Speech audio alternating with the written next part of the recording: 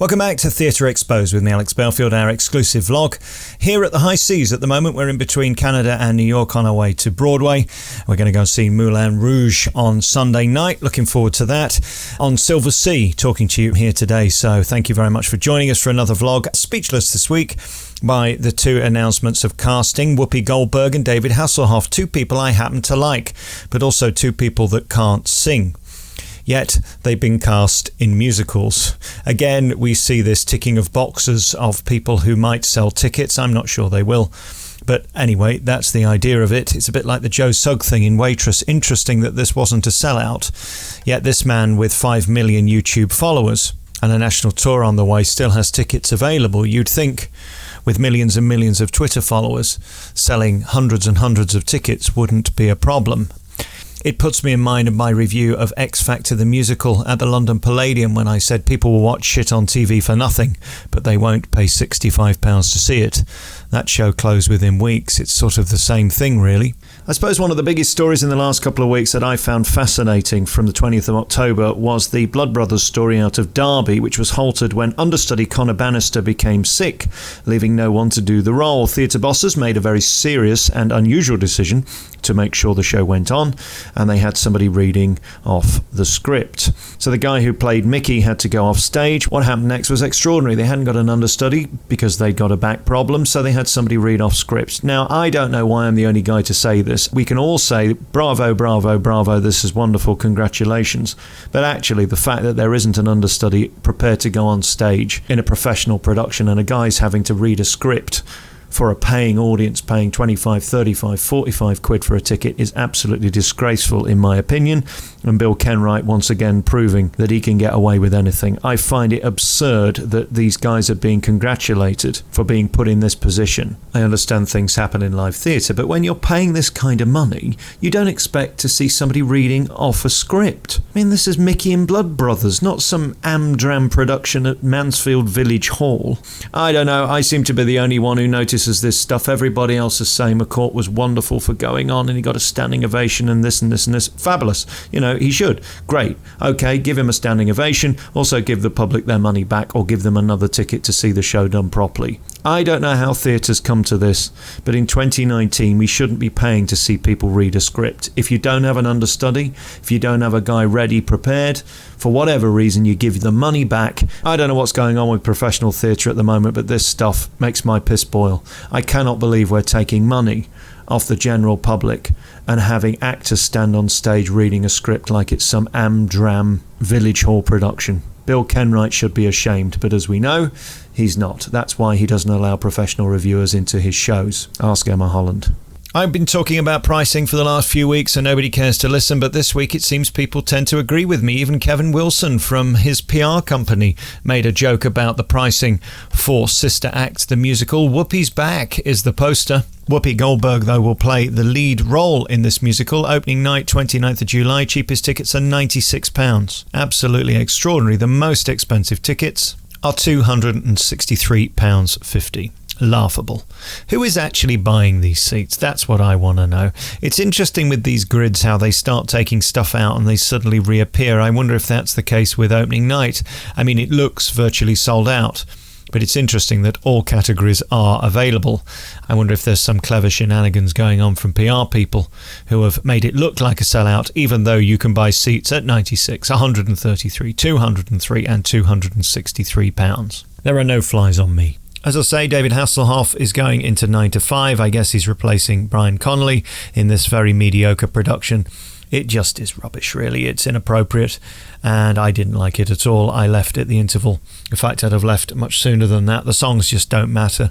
It's sold on Dolly Parton, who isn't in it. It's basically a cheap night out for people who know no better. David did pantomime in my local theatre, Nottingham, and had trouble remembering the script, as I recall. I wonder how he'll cope with the West End. Will they even care? Interesting, though, of course, that David Hasselhoff was not meant to be doing 9 to 5. He was, in fact, meant to be doing Scrooge the Musical, which was cancelled because they couldn't sell tickets. So there you go. He was meant to be doing an arena tour, if you remember. again, nothing gets past us. I find it fascinating the people they put into these shows in an attempt to keep them alive. Will it work with 9 to 5? Well, you can find out. He appears from December 2nd through February 8th, 2020 at the Savoy Theatre. Dolly Parton's 9 to 5 the musical, Brian Connolly leaving, of course, to do Panto, which pays him 6 figures, probably more than he's getting for a year in 9 to 5, if not double. Very smart man and hugely talented too, wasted in this show. We wish the Hoff well, we like him very much, but again, putting a guy who, by West End standards, can't sing into a show that's a musical, akin to Whoopi Goldberg, one of the greatest actresses maybe, but she cannot sing. How are they going to do it? Of course they're going to rewrite it. Jamie Wilson production opening at Curve with Brenda Edwards, ironically one of the greatest singers ever. Brenda is a huge star, as we saw in Hairspray recently, and I have known her for many, many years. Absolutely incredible, replaced by a lady who's more famous but less talented. Very interesting. One of the things I wanted to talk about this week was the obsession with, can you vote for me for this award ceremony? When did this become a thing that millennial narcissists want to win awards that are worthless? I find it very interesting that everybody's got an award ceremony now that basically means nothing. It's voted by people who really don't know what they're talking about. It's not a public vote. It's not a mass vote. It's not representative of anything. And in my view, counts for nothing. Now, you could say, oh, you're bitter because you've never won an award. I have never won an award, but I've never paid to enter an award. If you want to enter the podcast or radio awards, you have to pay. I'm not paying for a fucking award. If you want to give me an award, I might accept it. But isn't it interesting? You turn up at these things and you have to buy a table. These tables cost thousands of pounds. I'm just curious. In Vegas, you know, when you win the Best of Vegas award, you have to rent the logo of Best of Vegas for $5,000 a month. That's $60,000 a year just to say you're the best of whatever it is. There was over 100 categories this year in the Best of Vegas, which meant everybody won. So everybody got an award, and for $60,000 they were able to say they were the best of something. It's ludicrous, and it's laughable, and it's unedifying. And I beg all talent to get over your own ego. Stop requesting people vote for you. Trust me, if you're any good, they will. And by the way, why would you want to win these silly awards anyway? They're a waste of everybody's time.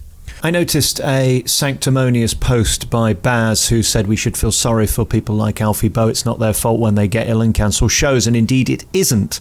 If a star gets ill, of course they have to be off. It's only right. But that's not the full context of Alfie Boe's constant cancellations. He went on a cruise a couple of weeks ago, a Stages cruise, which was fabulous apparently.